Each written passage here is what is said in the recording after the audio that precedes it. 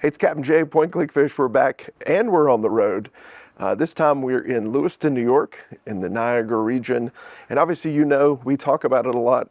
We've said a lot about the mini event. A lot of the videos that we do show the fishery and the amazing fishery that we have here. But we're excited today to welcome Captain Frank Campbell to the show to be able to talk to us a little bit about what he does here, and then obviously this area and this amazing fishery.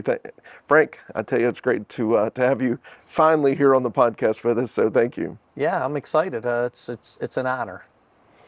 Well, I tell you, we've been caught up here now for 12 years, and it doesn't seem like it's been that long, but it's been 12 years. Yeah, I didn't have as much gray hair back then, so that's how I judge it. That is. So there's been mass amounts of chicken wings consumed, a lot of fish caught, and a lot of gray hairs earned over that time frame. Yeah, I have to agree. I mean, you're almost a local, almost. Almost, except for the blue cheese. Yeah. You should get a penalty for the ranch that you order, but that's okay. Some places actually will give you $1 penalty for ordering ranch. Just letting you know, Jay. That would be. I'm happy to pay the $1. Yeah, I'm not paying that part of it. Happy to pay the $1. But Frank, tell us a little bit about what you do here. Obviously, besides being a charter captain yourself, tell us what those roles are that you do here. Yeah, so my title is I am the sport fishing coordinator for Niagara County, and I'm also the outdoor promotions director for Destination Niagara USA, which is the official tourism agency for Niagara County. So I'm tasked with letting the world know what a great fishery we have here. And part of that is the media event that you guys have put on for almost 30 years now in the area. Yeah, you want to know what it is, Jay? I mean, I can sit there and I can tell people we have a great fishery. We have the best freshwater sport fishery in the world, in my opinion.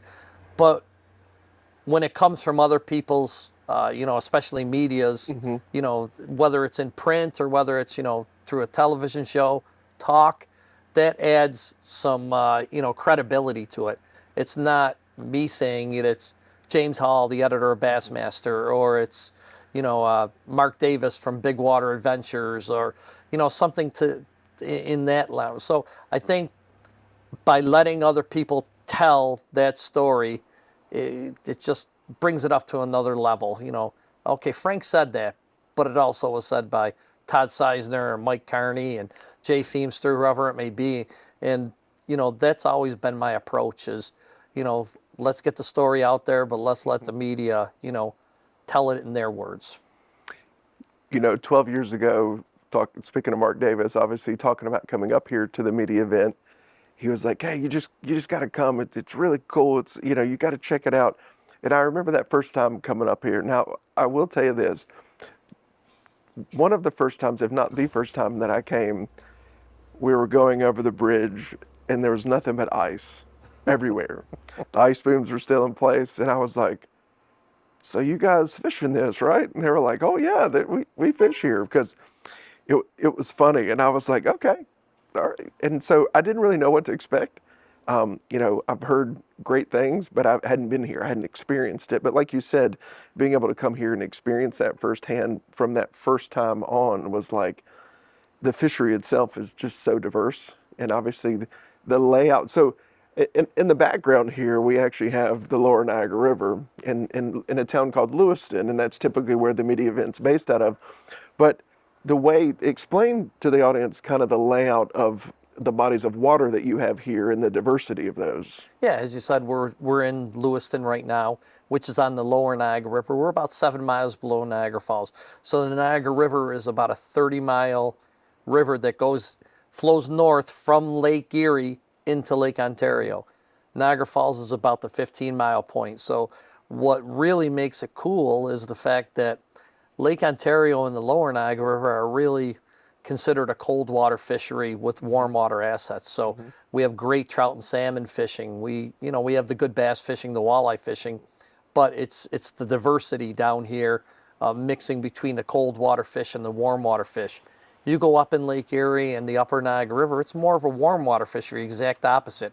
It's basically a lot of bass, a lot of walleye, with a few trout mixed in. So you have that mix, which makes it pretty unique.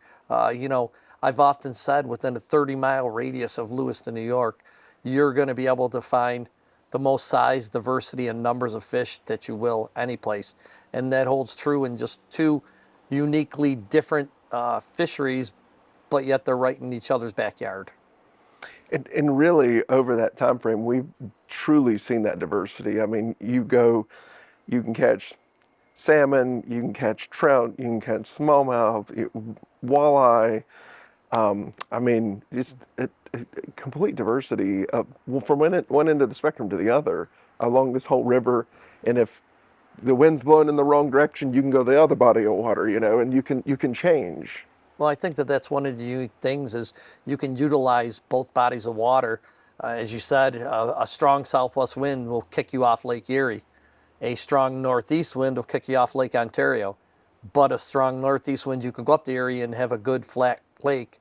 The exact opposite here, you come down here in a southwest wind. So I like to be able to utilize all that, all that real estate and be able to, show people different stuff. I think that's one of the things that makes the media event so successful is the fact that that diversity enables these writers or media representatives to come in and fish for different species in a different setting just about every time they come. I mean, I'm thinking that over the years in the media event, I've seen everything from giant muskie to northern pike to walleye, smallmouth bass, largemouth bass, king salmon, coho salmon, rainbow trout, brown trout, lake trout. Last year, one of the guys caught a giant dogfish, which it was crazy how big this thing was. I mean, it looked like it could eat you. It was prehistoric looking, You just don't know what you're going to catch. And there's certain techniques and tactics which work better in one area but not as good in the other. So I think that's the draw. These guys can come in, they know they're going to get good story, they know they're going to get good photos, and they're also, able to get diversity, different backgrounds. I think it's just a win-win-win for everybody involved. It is, and I've seen a lot of cover photos on catalogs and ICAST booths that have come from this area of the fish that have provided great backdrops and very impressive catches that end up on those catalogs and booths and things where they put them. Yeah, and it's crazy. I think you're going to see as time goes on more and more of that. I mean, there's people really coming to utilize everything that we have, but they're utilizing it in many different ways. They're creating content. They're looking for those photos that are, out of the world type photos, and we're seeing them. I mean, we're seeing them every year. I don't think that, you can come here and talk to all these media guys and all these manufacturer representatives and ask them, what's your personal best smallmouth and where did you catch it? My guess is 75 or 80% of them are going to say right here. Yep. Which tells a lot. These guys travel, think about it. The guys from In Fisherman travel all over the country fishing at the best destinations, at the best time frames, and yet their big fish are from here. As a matter of fact, several years ago when I was fishing with Steve Quinn, we were filming a bass episode for In Fisherman, and they actually caught the biggest smallmouth they've ever had on film. They've been at it for 50 or 60 years, and they come up here, and we were up in Lake Erie, and Steve got like a 7-11 smallmouth, 7-10 smallmouth. And, I had just caught a 6.5 pounder, and we were like, oh, that's going to make the show. Yeah. And then Steve comes up with this. So that just tells you the opportunities that are afforded here. You're talking about world-class, world-class media, people that are coming in and saying, oh my gosh, yeah, my personal best walleye came from here, my personal best smallmouth, my personal best muskie. It really is pretty crazy when you wrap your head around that. And another thing that you're starting to see, and even including the media event, is kayak fishing. Yeah, it's you want to know what? To me, it's an untapped market for us to promote. And why I say that is because there's so much access. There's so much access, and there's so much access not only to the different bodies of water, but also to different species. You get the kayakers out there in the lower Niagara River, and they're just as apt to catch a trout as we are drifting in a boat or a guy fishing off the bank. Sure. And I think that actually separates us from a lot of different areas. It's just the different approaches that you can take to catching these fish. If they're up, if the wind's bad, the water's bad, they're up in Lake Erie, behind the breakwalls, or they're over in Wilson Harbor, or they're up in the canal. So we knew that we had something, Mm-hmm. and why not tell people about it? And we brought in some great kayak manufacturers and some guys that know what the heck they're doing on a kayak. That's not me. That's not this guy. But we do have some guys that are world-class kayakers, and Sure. guys that have traveled all over the world fishing. And again, they'll tell you, I'm addicted. It is addicting. It really is what we have to offer. It is, and it's a really special place. And one of the things that we talked about earlier too is, people say, all right, how many months out of the year is your fishery? And that's a question I know you get asked a lot. And, we had the opportunity this year to come up during February to go fish. But, tell people kind of what that looks like here in the region. What is that window? Well, it is a unique scenario. So we have the opportunity. You think about wintertime, Mm-hmm. any place up north, you're thinking about ice fishing. Yep. Well, it's not so here. The river has enough volume and enough velocity that it doesn't freeze. So we have open water fishing those winter months here on the Niagara, which is something pretty unique. The cool thing is we got world-class steelhead out there, Mm-hmm. lake trout, brown trout, and walleye that are all pretty, I guess pretty uh, accessible Mm-hmm. in the winter. And as long as you dress right for it, it's like anything else. You're not going to go out there when it's 7 million degrees below zero, but be a little picky and choosy and Sure. find the right day. It's actually pretty awesome out there. It's beautiful. Not a lot of people are doing it. More people than I would expect some days, Sure. but I know you saw it firsthand and you were ready for it, but it's just that unique opportunity, and I think it's a time frame when people can really appreciate how beautiful the river is. Snow on the banks, ice, it's great. It is. We went up in the Devil's Hole, and it was just a really unique time of year to fish. Like you said, if you dress properly, it's a lot of fun. I mean, the fish are definitely there. I mean, the fish were there, and it was really fun to do that. And I suggest people that if they haven't done it, they should definitely try it. Some people love it, and some people Oh, that prefer to sounds be nice. warmer. Yeah. But I thought it was an amazing experience to be able to come up here and do that. It's not for everyone, just like anything else. But what I liken it to is, do you go hunting or do you go to a sporting event? The Bills games up here, they sit out in the cold for 5 or 6 hours to watch the Bills play. And the once people try it, they actually want to come back a lot of times. They're like, well, I wish I would have worn another pair of socks. Yeah. But ultimately, since I've started to where it is now, there is so much clothing out there and so many little things that make it a more pleasant experience that you can go out there and you're not cold. I mean, you're really not. And that's a testament to how far we've come, from, oh, wear wool gloves to, I'll wear heated gloves. And that's something that we get asked a lot about. We say, "Oh, we've been up to the Niagara Region fishing," and that's something to where a lot of our followers see the videos that we put out of when we come up here, because everybody kept asking us the same questions: "What's it like? What do you catch? What do you do? What do you eat? Where do you stay?" And that's what we try to incorporate in a lot of those videos, is to showcase that, what we're catching, what we're doing, and obviously the food is amazing, and obviously there's lots of chicken wings to be had, and but I think that this whole area offers a lot of that. So as we said earlier, it's a lot, just as much as about the area than it is the fishery that makes this whole area what it is. Yeah, 100%. Actually, a few years back, we did an economic impact study. And through that study, we got some responses, from 1,500 people or something. And 97% of them said that they wanted to come back to Niagara County to fish. But to me, that tells me that we have some great fishing, but we also have everything else that goes with it. So you can't get those people back if they have a bad experience at a restaurant or at a hotel. Is everything perfect? No.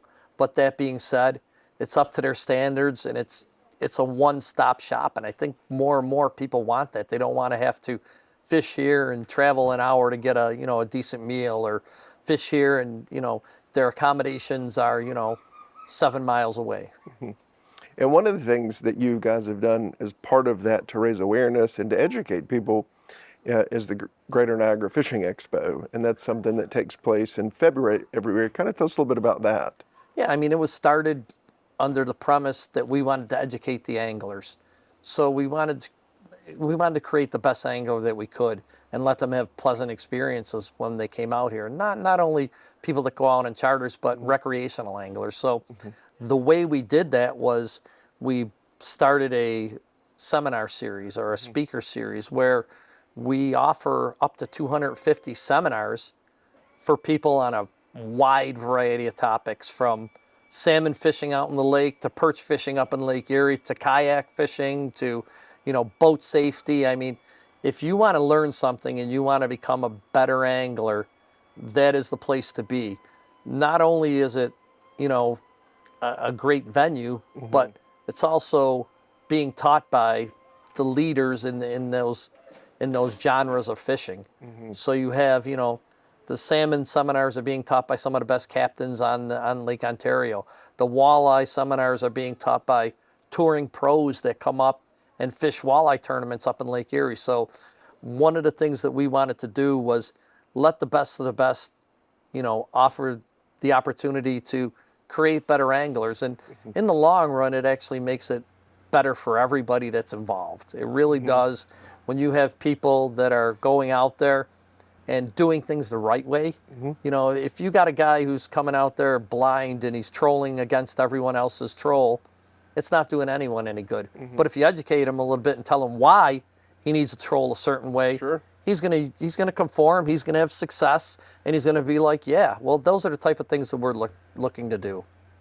And you guys would have like over 200 hours almost of training and education throughout the Yeah, whole we show. we definitely have. We have an excess of probably 250 seminars. Okay, seminars. So Okay, the yeah. seminars are average, 1 hour long. All the seminars are included in the ticket price, which is, I mean, it's $12. Yeah. Where else are you going to go spend a day, become a better angler, and have the opportunity to go and see on the floor Sure. some of the newest and greatest stuff that's coming out in fishing, and also, the product deals, things of that nature. So, what we found is the average person spends something like 5 hours a day in these seminars. So what they're doing is they're just ingesting as much as they can. Probably the biggest complaint that we get every year is there's too many offerings because they can't get to them all. Sure, And that's, sure. I guess that's not a bad problem to have. Yeah, it's better than saying you don't have enough. Exactly. And the nice thing is, I think what we wanted to create was an opportunity for the anglers. So you're going to, take a class from Vince Paraleone, one of the leading salmon experts on Lake Ontario, and he's going to talk about, hey, I'm running these divers, I'm running these spoons because they work, and they're proven to work. I got to catch fish every day. You might go out there and, if you don't catch fish, it's okay. If the captains go out there and don't catch fish, it's not a good thing. I Yeah. mean, they don't get the repeat business. So they're using the stuff because it works. Well, the nice thing is if Captain Vince is sitting there talking about it, it's probably available out on that floor. So the people are going to leave that seminar, go out on the floor, which makes all the retailers happy too. So the retailers are getting the sales, the fishermen are getting knowledge and the equipment that they need to become better anglers, and the captain's, getting a guy fishing the right way and maybe a possible customer down the road. So it's a win-win-win. And I think a lot of the stuff that I try doing, whether it's the media event or up at the Greater Niagara Fishing Expo, I want everybody to win. And I think that that's how, it keeps this stuff going and it keeps it positive. And, it's a great opportunity. This year, it's the 19th to 22nd of February. There's a lot of information on the website. It's niagarafishingexpo.com. And, what an opportunity at an off time of the year. It creates some economic impact for the hotels. We offer salmon schools. We offer, I think there's 4 sessions of 2 hours with walleye touring pros there. There's something for everyone. If you're into fishing, you're definitely going to come there and become a better angler if you spend any time. Now, Frank, do you ever do any saltwater fishing? I have done some saltwater fishing, and I thoroughly enjoy it. I've been down to the Keys. I've been down to Key Largo, Key West. I've been to Costa Rica. I've been to Texas. I've been up in Cape Cod. I mean, I get around a little bit, Jay. Well, one of the things that's even with us, we do a lot more saltwater fishing than we do freshwater fishing, but really anglers tend to just fish freshwater, saltwater. I mean, it's something that we all just have it in our blood and want to fish. And that's what I've said, right along, actually, that economic impact study I talked about earlier. One of the questions we had was, are we just specifically a rubber tire market? So can people drive here 7 hours and fish? Is that the only people that are coming? And one of the things we learned through this was we got a lot of people from Florida, Texas, and down in the the salt states. Yeah. So that tells me exactly what you just said. Fishermen are fishermen. And if I'm going somewhere, I'm probably going to go fishing. Whether it's up in Canada or whether it's down in Florida, I'm probably going to find a way to fish because it's a new area, and as you said, it's in your blood. So we've actually been doing more and more, promotion to the saltwater community. It's you think about it, salmon have originated in saltwater before they were transplanted here. They're a kick-butt fish, and they're skying out of the water. Yeah, a lot of the guys don't, I think they just appreciate bending the rod. Sure. So, the opportunity to bend the rod, no matter where it's at, is a good thing. And that's what we see is, when we talk about fishing in this area, they're like, man, I'd love to go catch a 5-6 pound smallmouth. That's crazy. I'd love to go do that. And so that's something that we've enjoyed over the years. One, the friendships that we've created here with you guys and learning so much from you about the fishery, the area. Obviously the food, the food's amazing. And obviously everyone comes up here wanting chicken wings, right? Sure. And one thing that I'll say is that, I'm often asked, where's the best wings? Sure. And it's hard to really narrow that down. So my response is often, it's harder to find bad wings than it is to find good wings. So if you work to find bad wings, you're doing something. They're a little different, right? But they are, but they're from the good, Brickyards rub to, the Crafts got some of the better wings. Locals will have their own, top 10, and usually it's all intertwined and mixed just on the taste. So it's pretty cool.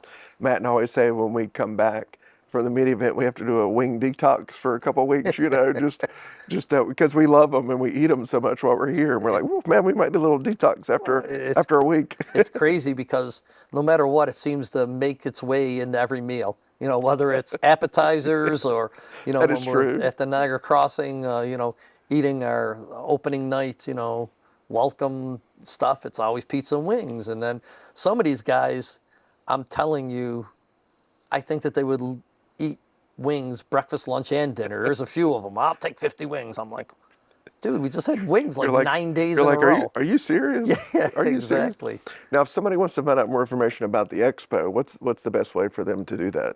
By far, the website, NiagaraFishingExpo.com, or they can go on to the website to the Greater Niagara Fishing Expo. Or they can go on Facebook to the Greater Niagara Fishing Expo. And that's updated pretty well, but the website will tell you everything from who the vendors are to who the seminar speakers are to, hotel discount rates to, restaurants participating and maybe they're giving a little discount. It's it's a great opportunity. And at the show, we do, honor those that, take care of us, first responders, things like that. They're discounted tickets for them. So. And with somebody that's looking to come to the area to look for a charter, when they're doing their research, what's the best thing for them to do, Frank, to find someone in the area that they're looking to go with? Like, what do you usually tell people from that aspect? The first thing, no matter when I'm going to book a charter, I'm going to do my homework, right? So don't go on the internet and say, Niagara River charter. It's going to pop up the guy who's paying the most money to be there. Sure. Talk to your friends, get some references. I think that's always number one. They can go to our website, NiagaraFallsUSA.com, and we actually have a list of all the Niagara County charter captains. Okay. And then I would recommend that you call the captain or email the captain and kind of get a little dialogue going and make sure that he fits, or they fit what you want, Sure. Sure. because everybody's not going to mesh, right? But to me, all those captains have the ability to catch fish. They should give you a great day on the water, and I think that that's half the experience, is having a good time in addition to catching the fish. So just make sure you mesh with the captains. There's some captains that are hardcore that maybe you don't want to bring the family out Sure. with because they're worried about you missing a fish. And then there's other captains who are a lot lighter, who okay, you're still gonna eat dinner tonight, Yeah. whether you lost that fish or not. So do a little homework and get some references. I was thinking about some of our times on the water when you were saying having a good time on the water. We always have a blast. We always have a blast on the water, and That's what we try to do. I it didn't even yell at you today when you lost the fish. I know, but hey, it happens to the best of us. It happens to the best of us, doesn't it? Yeah. We even have a triple today. Yeah, we did. We did have That a was triple nice. today. Yeah. We ended up having a triple and a couple doubles, and Yeah. it ended up being a good day. In an area that you've never fished. Sure. And Absolutely. that I've only fished in the spring this year. I haven't been up there in months Yeah. and months. So that just tells you, kind of do a little, if you're going to bring your own boat, you do a little homework. Yeah. There's a lot to be had. I mean, There is. we probably caught 30 fish today, and didn't fish very long, and caught some nice fish. And, we weren't in any secret spots by any means, kind of the bass should be here. Sure. Oh, they're here. Yeah. That sort of They scenario. were feisty and Yeah. fought well, and that was fun. Exactly. But no, as always, we appreciate your friendship and obviously working with you over the years, doing the media event, and it's been something that we've learned what we've enjoyed about the area and wanting to share that with other people. So I can see why you guys want to put that effort into getting that word out, because it is truly a special place. Well, we appreciate you guys coming up, taking the time to, recognize that we do have a great fishery here. And I will say one thing: if I ever want to learn some new spots to eat, it's going to be through you and Matt, because you guys just disappear and find these new areas. Like, hey, we just found this ice cream spot. Ice cream shops. Now, we do have to mention sponge candy, right? Oh, Sponge yeah, candy. yeah. We were introduced to sponge candy by coming up here, and it's now Rylan, who works with us as well. That's his favorite candy now. Yeah, So yeah, it's pretty cool. that is, we've definitely introduced to sponge candy. So Well, it's always great, and you guys are good time, and we catch some fish, make some positive media, and definitely have a good time. Though I will say that. well, I tell you, I hope we see the viewers and listeners here in Niagara County. So I look forward to it.